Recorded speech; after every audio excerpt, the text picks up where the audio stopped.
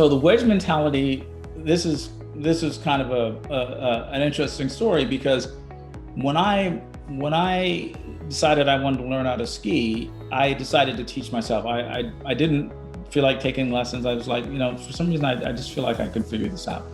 So I go to a local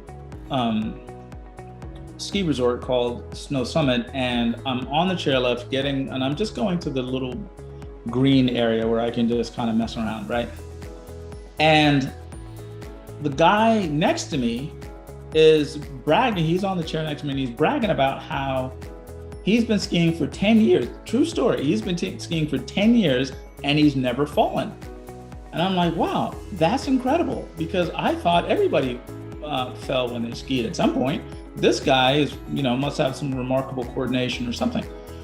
So he gets off the chair, and if you can see what the woman is doing in this picture, he does this kind of pie wedge shape thing, which is what you learn when you're first learning how to ski, so that you don't fall, because it basically slows your speed down. So he gets off the chair and he goes into his little pie shape and wedges his way down the mountain. Well, then I thought to myself, well, of course you've never fallen, because nothing ventured, nothing gained, right? I mean, you've never really tried to ski, and so you've been protecting yourself the whole time. So the wedge mentality is the mentality that says, I can't afford to make any mistakes.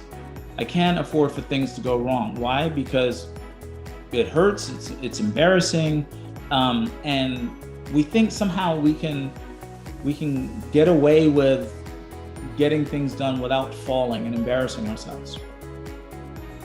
That is not true. And so the opposite mentality is what I call the crash dummy mentality. So the crash dummy mentality is what kids do, right? Kids fall a lot on purpose, because the falling is that's why kids learn so much faster than adults, because they're willing to go through that process. So, but what the crash dummy mentality says is fall in a controlled environment, right? In other words, a controlled amount of risk, decreased financial exposure, don't put everything on the line, and then monitor the results, right? So controlled environment, decrease the financial exposure, and then monitor the results, which is another way of saying that you pay attention on the way down. So that year that I was trying to learn how to ski, I went skiing 10 times that year, and I would fall regularly, but I paid attention. Every time I fell, I paid attention to what I was doing that was causing me to fall at that moment.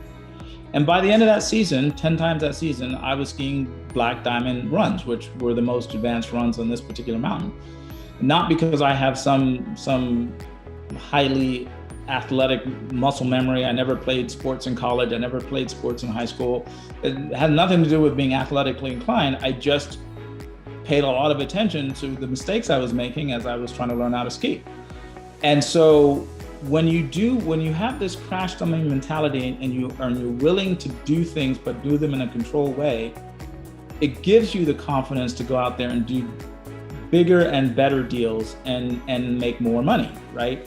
You have the reason that you see people getting to the point where they can do a 30, 40, 50, $100 million transaction and not blink, is because they've done so many $100,000 transactions that they've developed the confidence of the kinds of things that can go wrong. Because I can tell you from experience that it takes roughly the same amount of energy to do a $20 million transaction as it does to do a $200,000 transaction. That was actually kind of eye-opening for me.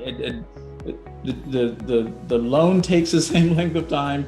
The due diligence, it takes the same, approximately the same amount of energy. The money gets wired just as quickly. It's so you realize that the mistakes are essentially the same mistakes, just with an extra zero. So the more controlled experiments you can do, the more confidence you build.